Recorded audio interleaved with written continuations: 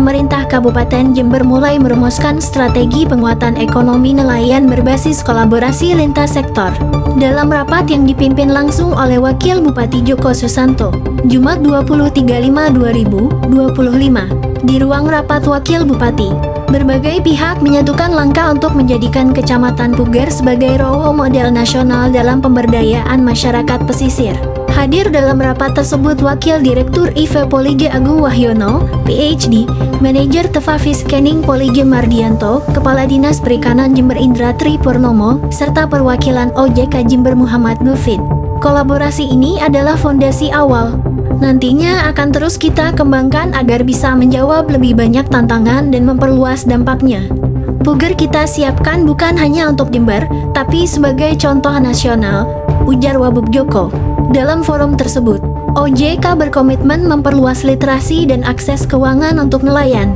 Dinas Perikanan memperkuat pembinaan teknis dan kelembagaan, sementara Polige menghadirkan dukungan inovasi dan teknologi pengolahan hasil laut melalui Tefafi Scanning.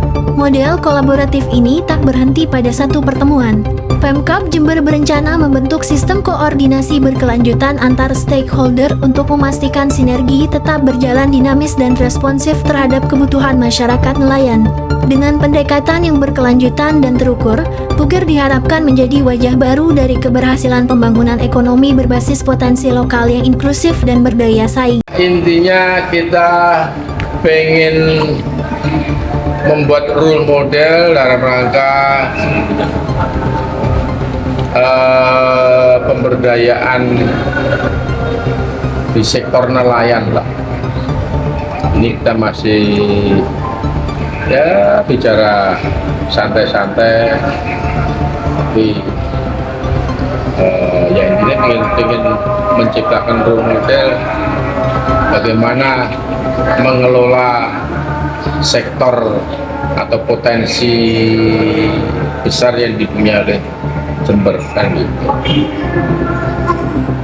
Ke depan mungkin minggu depan ya, pertemuan seperti ini kita lanjutkan lagi. Tentunya untuk akan melibatkan lebih banyak teman-teman lagi, saksi-saksi yang lain dan untuk kembali mendapatkan rumusan bagaimana terbangunnya role model dalam rangka pemberdayaan nelayan. Ya kalau bicara impact jujur harapannya kan ya lahirnya kesejahteraan. Dalam hal ini mungkin kita batasi dulu deh nelayan kan gitu, karena fokus kita sementara ke nelayan kan begitu. Artinya fokus bahasan ini ya gitu loh. Dan harapannya kalau ini nanti menjadi role model bisa kita kembangkan di sektor-sektor yang lain kan gitu loh. Tapi intinya kan kembali kenapa ini penting gitu loh. Karena kalau kita masih bicara bekerja secara parsial, ya gambarannya yang kita hasilkan itu sebatas outcome kan gitu. Tapi belum berbuah pada impact. Tapi kalau kolaborasi tadi dapat dipastikan muaranya mesti impact atau kesejahteraan masyarakat.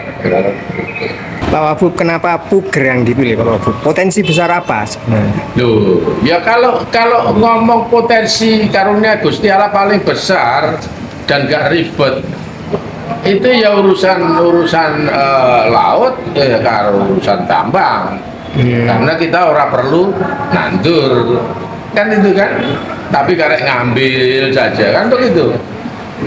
Ya mang neng laut kita nanam ikan kan enggak kan. Itu loh. Jadi ya menurut saya ya